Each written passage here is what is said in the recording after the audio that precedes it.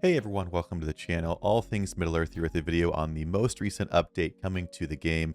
Lots of good stuff here, and this is actually kind of the second really good update in a row in my opinion. So I want to give props where props are due because I am also one of the first to rant or just give, direct feedback about events in the game or updates that I've not been a fan of. So I want to talk for a minute about what's happened lately in the last couple of weeks and what's coming in the next couple of weeks that I think are very good for the future of the game and just the overall experience for players. So stay tuned. All that coming up in just 1 second.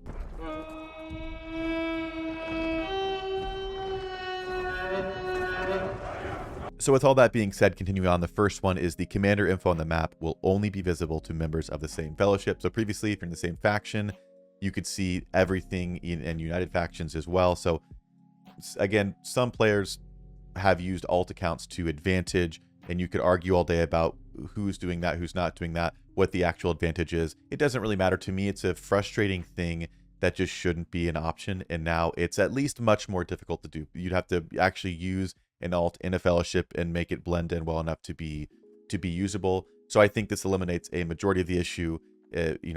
Maybe players have been wrongfully accused. If that's the case, this takes a lot of that away. So there's no downside to this at all. I just think it's a good thing for the game. Again, you could say that it has no impact or it has all the impact in the world.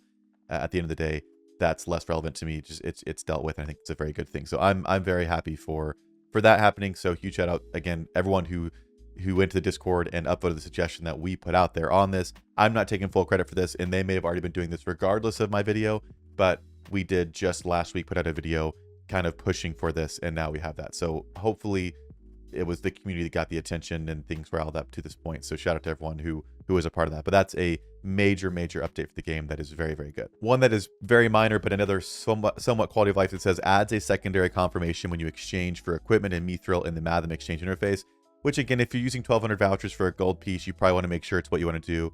And I haven't done it, but I could imagine there are probably people who have accidentally clicked things and gotten it and they didn't want. So I don't think it's a bad thing, but just a little bit of quality of life, thinking through the process that players go through.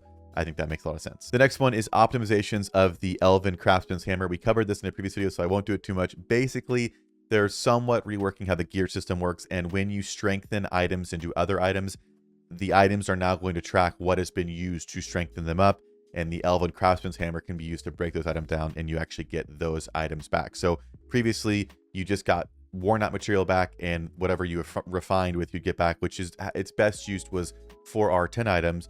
But now, not only could you, if upgrading beyond this point, you could break down items and get back what you refined for them, but also what you put into strengthen. So if you made a mistake or you make a mistake, it's very, very good. Now, the only bummer is players that made mistakes in the first year of the game, I don't think there's a way for them to make that right. I don't think there's a way for them to track that. But for the future of the game, if you're a brand new player, gear is in the best place it's been in this game since it came out, which is a really, really good thing. So you can upgrade your items after this update goes live, which is tomorrow. You can upgrade your gold items especially, or R10 items, whatever, with a little bit more confidence that if you make a mistake, you can get all of that back. So this is an extremely positive change to the game that takes a lot of the choice anxiety out of the gear decision making. Now, the Elven Craftsman's Hammer are still kind of hard to get. You can only get 2 a season. I don't think it needs to be oversaturated, but I wouldn't mind if there was even a pack maybe available once a season for purchase where it gave you 2, just a couple of more for, testing new commanders, new gear, that kind of thing, 2 every season.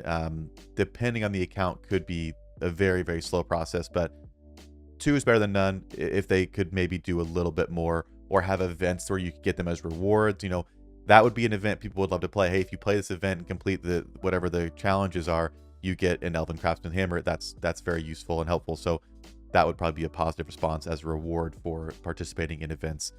So again, the hammer update, the gear update, that's fantastic news for the game. The next one I want to talk about is the Rings of Power adjustment.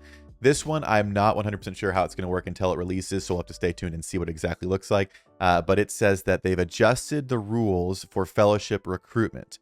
After establishing a fellowship, the fellowship can only recruit tacticians who are in the region in which the fellowship was established.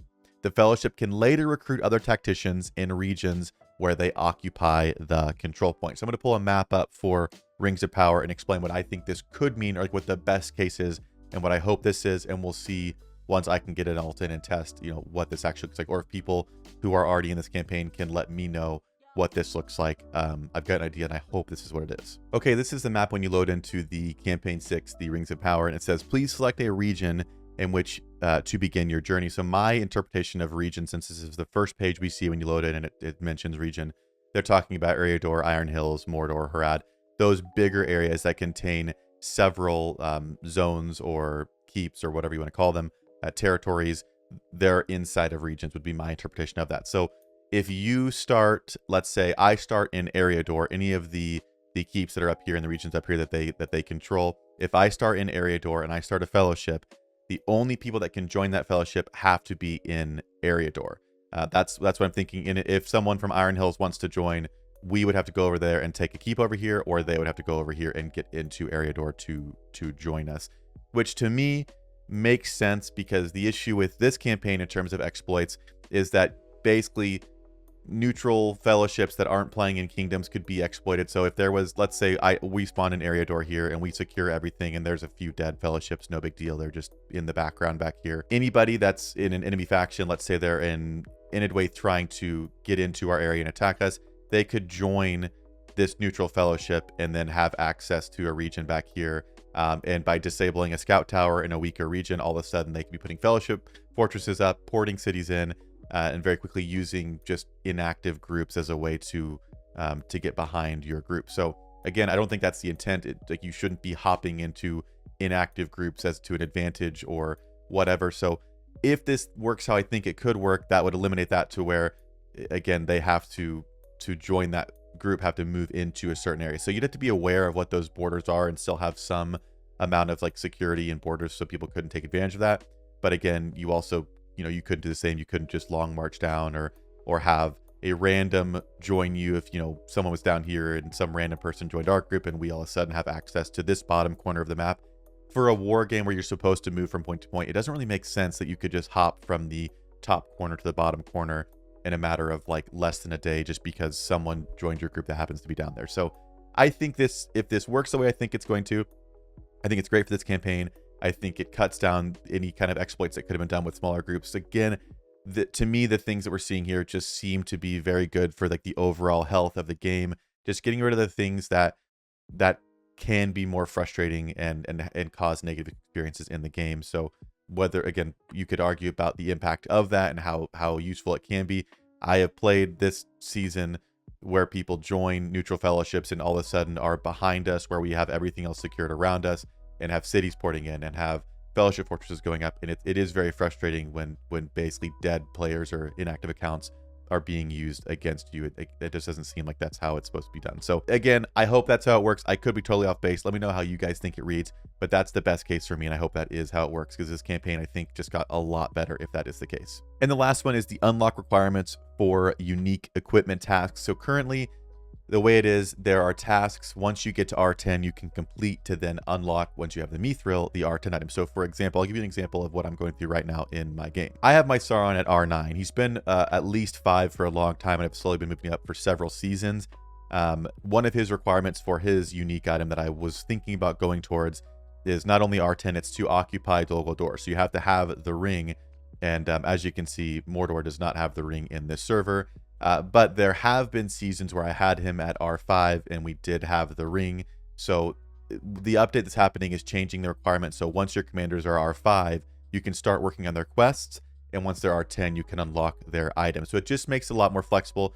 Again, some people's quests have to do with occupying certain structures. So you might play a season where you're just on the other side of the map. Maybe you need something. There's a few for taking Weathertop or Bree or whatever it is. Now those things, you might have done that over the course of old seasons, but by the time you get to R10, you have to go back and do it again, and you may just not be over there. So it just makes the whole process for getting unique items, I think, a little bit more flexible. And that's the last major one in this update that I think is coming out. Again, this is happening on the 22nd, so this video is going out on the 21st in the kind of afternoon, at least for me in Central Time. So March 22nd at 0300 UTC is when these things are happening. So we'll have to see if they all play out the way we're thinking they will. The big one that I'm not sure on is the Rings of Power one. I think it is a little bit up for interpretation.